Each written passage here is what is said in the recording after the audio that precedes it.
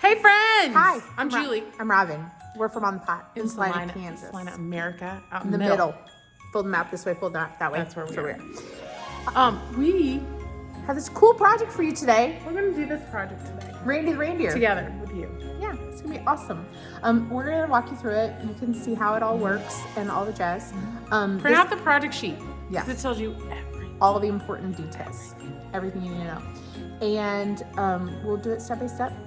Now, friends, you're not going to see our faces for the rest of this video. No. Because... Very hard to see our faces and the plate. See the plate. So we're going to, through the magic of television, we're going to give you a different look at it. So don't stress out. It'll be fine. Okay? Yes. All right. Stay tuned. Hold on. Just a second. We're going to switch it. Okay, you guys. Let's paint this project. So I printed the patterns out. It's 2 pages because of course I can't ever draw it, so it only stays on 8.5 by 11. But I printed it out on NCR paper or clay carbon. We buy ours at Studio Stuff. If you haven't used it before, it's awesome. PYOPstudiostuff.com has it. I like theirs because it says the side up, because it's really hard to tell which is the right side. In fact, I printed this on the wrong side to begin with, so it's an easy thing to mess up. Details. I know, it's no big deal. But I just lined it up and I've taped it together. And then I drew this little dotted line in here. And that shows where the bottom of the plate is gonna be. So I am just gonna cut on that dotted line.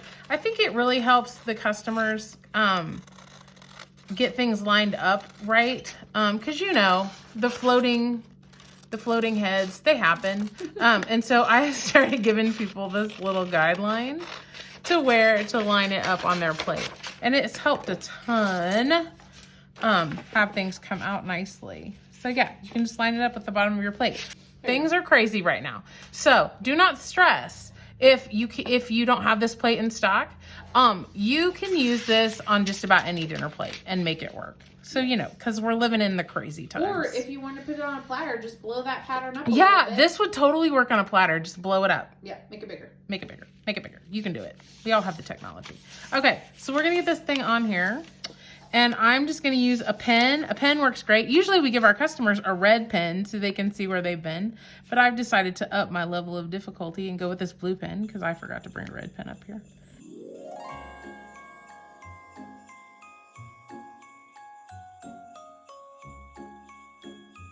This is my least favorite part. The tracing. Yeah, and if you're nervous, you might just peek and make sure that you're, because you know, we've all traced the elaborate design only to find out that we weren't pressing hard enough or we had the wrong side of the tracing paper down.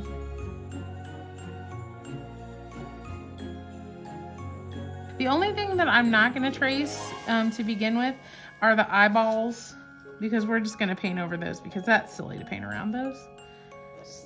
Silly. Why would we do that?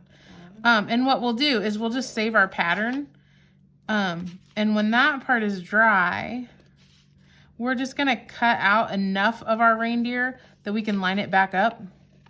And then we can go back and add those eyes and eyebrows in, because I have found that most of our painters aren't really excited about, hey, just freehand those eyeballs back in.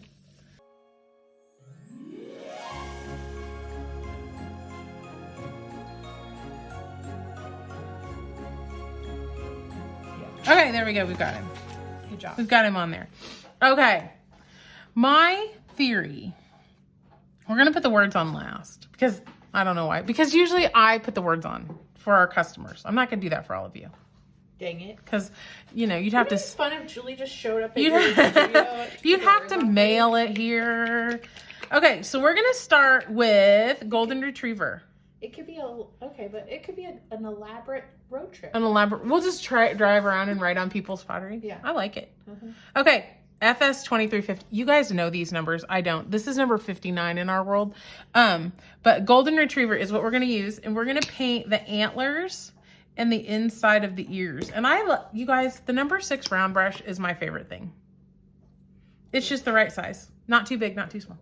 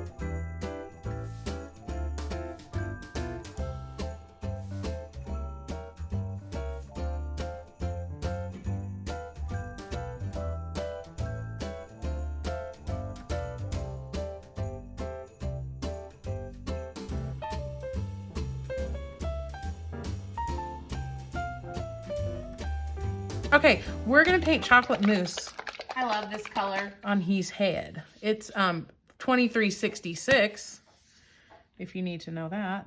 My favorite brown, by the way. I know, this brown covers lusciously. Okay. Here we go. 3 coats. 3 coats on the ears and head. But not the inner ear. Not the inner ear that we already painted on his noggin. That'd be good. And you guys, if you don't like painting right up to the other color, you don't have to. Like, I will sometimes leave just a little halo around it if you want. Why not? It's just up to you. And you're going to outline anyway, so it'll make Yeah, we're going to outline anyway, so it's not going to matter.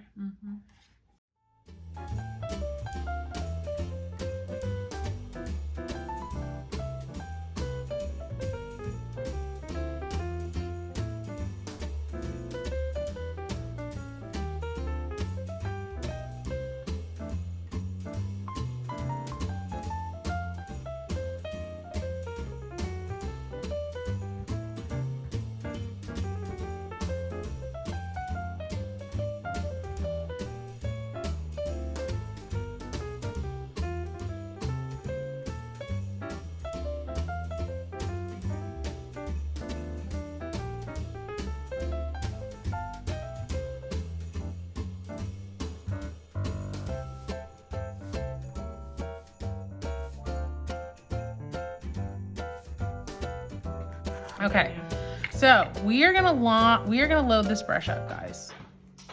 We're loading the brush up. Do it. We're loading the brush up. We want a bulb on the end of it like that. Okay, we're gonna put our hand down on the plate, resting, and we are gonna do the thing. And we're gonna try to do it thick enough that we only have to do it once. Good idea. Because come Lord on, knows. who wants to do their lettering 3 times? Nobody. Nobody. So I just loaded up pretty thick. Like, now I'm in the group. Now it's good.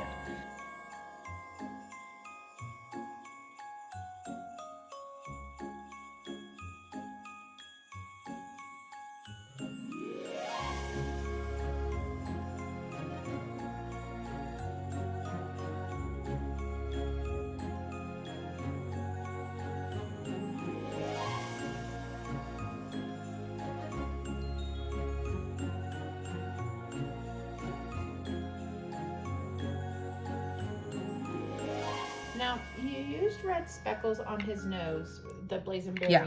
but you didn't use it for your lettering. Oh, good Lord, no. You don't like to letter in. I don't like to letter in Fleckle because it's bumpy. And so it's like, there's enough control issues with lettering that you don't need to you don't need to make it harder. Okay. That makes sense. And so, yeah, I just do it with, I use the number 8, which is the base color for blazonberry. Yeah, makes sense. Just wanted to talk about why. Yes, that's why. Thank you. Thanks for bringing that up, that important point. You're welcome. There we go. And we'll put our big dot on. Ooh, big dot. That's so fun. There. What's next? Now it's Julie? just fun and crazy, guys. Next, I think we're going to go ahead and outline this sucker. We're going to use our same Moderna brush, and we're going to use the happiest color, 2314 Black Lab. I'm going to tell you why it's the happiest color, people. Why is it the happiest It's the color? happiest color because I am willing to fight anybody who does not agree that Gary's Black Lab is the best black in the entire universe. I agree. Because it is. It's the best. It's the best. It's the right consistency. It's opaque. It's so smooth. All the things. Now, that being said, I'm going to add just a dot of water. And I'm going to mix it in really well because you guys know what happens when you don't mix the water in really well. Yeah, it's bad. And I'm not, like I said, it's just like a drop. You don't have to do it, but I do it. But you make sure that there's no water hanging out up here, which there is.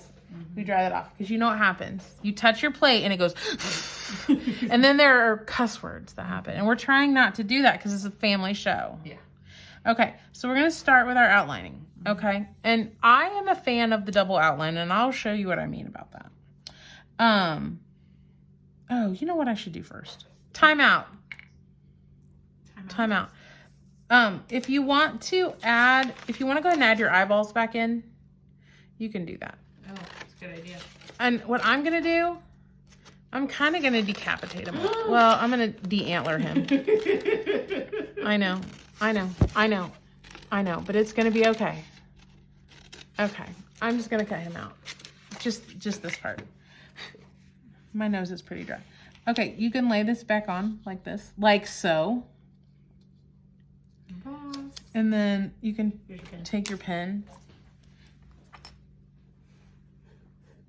And you can trace your eyeballs and your eyebrows on if you're nervous about. Because, you know, the project's #1 way to go wrong is weird eyeballs. That's true. Just how it is. Sometimes when we teach classes, we offer, if people are nervous about the eyeballs, we will put them on for them. Because sometimes that is the difference between a situation and not a situation on a class. Because zombie reindeers. Zombie reindeers are... It's rough, man. It's rough. Okay, I'm gonna just do this. I'm gonna try to do this so I don't put my hand in it. Okay. That's the whole goal. Okay, so we're gonna see. I'm worried about that. Okay, we're just gonna start here. And you guys, I do not worry about making sure that my outlines are right up against the paint. And you can't see that very well in this, but like I will swing out and around. And if something happens where they get out of control, like right there, a little bit they got out of control, I'm going to stitch it back together with some little hash marks. And that people think is adorable, even though it's just really covering up what I didn't like. Yeah, magic. Okay, here we go. And this is what I mean by double outline. I am on purpose making my lines wonky. And creating a double outline. You don't have to do that. Obviously, it's your plate. You can do however you want to. But I think it's a fun thing. Some of our customers really like doing it. And some of our customers are like, I didn't want to outline this once. Why would I do it twice? And that's okay too. But I think it takes away some pressure. So if something kind of gets out of control, you can just pretend like you meant to. And that's fine. But like I said, I do like it when the outline isn't right up against the color. I embrace the messiness and imperfection of that. It makes me happy. It makes it look handmade. And that's what I want. Because otherwise you could just buy it at the store. Otherwise you could just buy it at the store. Who wants to do that? No one. Nobody wants to do that. Not really. If they were being honest with themselves. There we go. Nice. One antler down. Ta-da! What cute antler. I know. I'm gonna add. I'm just because Give it a little love. it's so fun. It's so fun. Okay, I'm gonna turn. I'm gonna get this little. I did go in. I was trying to see if I in the. There, you can see a little better now about not sticking right up with your glazed edge. And like I said, I try to not do the whole thing and then put my hand in it. Like I I use the word try because sometimes Robin knows. Robin hears me all the time. Like, yeah, first time painter. Don't know what I'm doing. It's fine.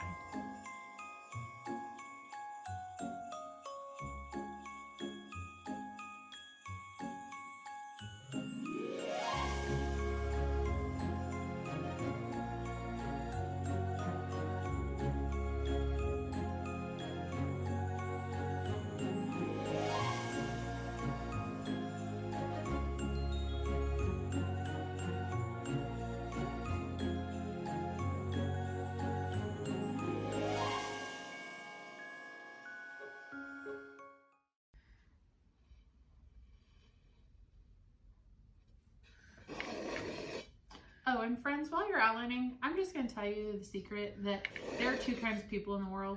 Oh, yeah. There are skinny outliners and there are thicker outliners. And it has nothing to do with your physique. It has everything to do with how hard you press with that brush. And whichever one you are, it's going to turn out great. Stick with it. As long as you are consistent. But if you change who you are halfway through, it's going to look weird. Yeah, it's going to be weird. Okay. We're going to go ahead and put dots on.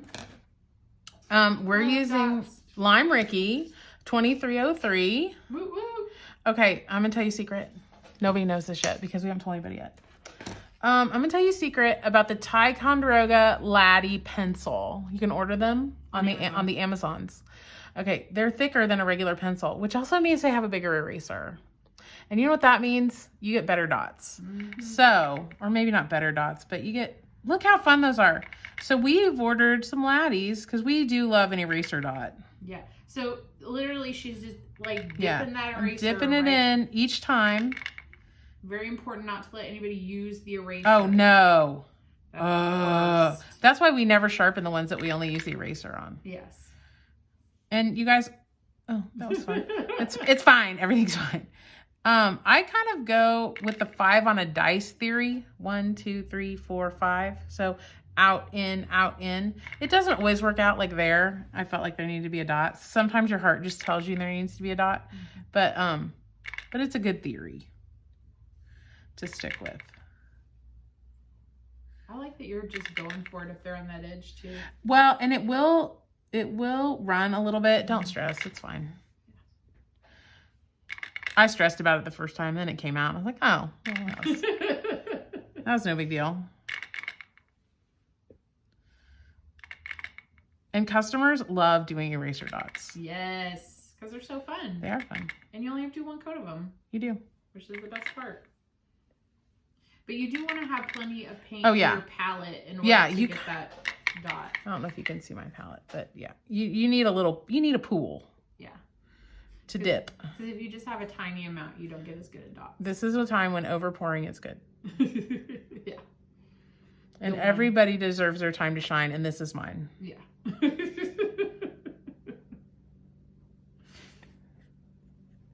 Except when you get a little paint crunchy in it. Yeah. There we go. And sometimes you get a little splatter dot, but it's okay. I like this. It's fine. Character. And then you can just rinse that eraser off in your water and dry it off. And you can use it a million more times. Yep. Ta-da! Okay. Next thing. We're going to paint the edges of the plate. I'm going to just tell you to paint the back because I think that you can do that without any guidance from me. But I do want to talk to you about painting the edge of the plate. Okay. We're going to pour some black. Okay. I like to use the brush that 1,000 kids have used and smushed into the bottom of the paint of the water jar. That's my favorite brush to use for the edge because it's real fluffy. Okay. You're going to hold the plate like a waitress. Notice, to my knowledge, a waitress has never held the plate upside down. That's true. It's always right side up. Yes. But the first thing our painters do is flip that sucker upside down. If you flip it upside down, you are guaranteed to get the back color on the front. Yes. However, it is physically impossible if you follow the rules to get it on the top. Because you want to hold your paintbrush like this, like a kindergartner. Okay? And you are going to keep it below the top of the plate, basically. Well, I mean, it's going to come up there, but it's not over here. Yeah. It's here. Yeah. Okay. And you're going to angle the brush. You're going to angle it. You're going to rub back and forth. And the more you angle it, the more of a rim you're going to get. Are we getting it? Yeah. This, I don't know who taught me this in a class many moons ago, like, I don't know, 19 years ago. But it changed my life. This one piece of information made convention completely worth it because that's where I learned it, in a class at convention. And friends, I know all of you have a different way that you like to do this. And yes, and it's right. Whatever way you love is right. For me, I love it. This makes me happy. Because it's a nice crisp edge. And you guys, this is black. I'm going to do this 2 times around the edge. And then I'm going to let everything dry. And then I'm going to turn it over and paint the back. And put our name on it. And put my name on it. Because that's what we do. All the cool kids are doing it. Okay. Good work. I'm going to paint it one more time. It's the cutest plate. I really like it. I think it's a fun one. If you like this project, let us know. Tell us about it. We want to see your sample too. Show it off to the world. And use it for Christmas. Yeah. And you guys, this is an easy enough project too. You could put the project out in your studio and put little cards with it that have the instructions. And Gare will have those for you to download too. Yeah. And the pattern too. And the pattern. Ta-da! Yay.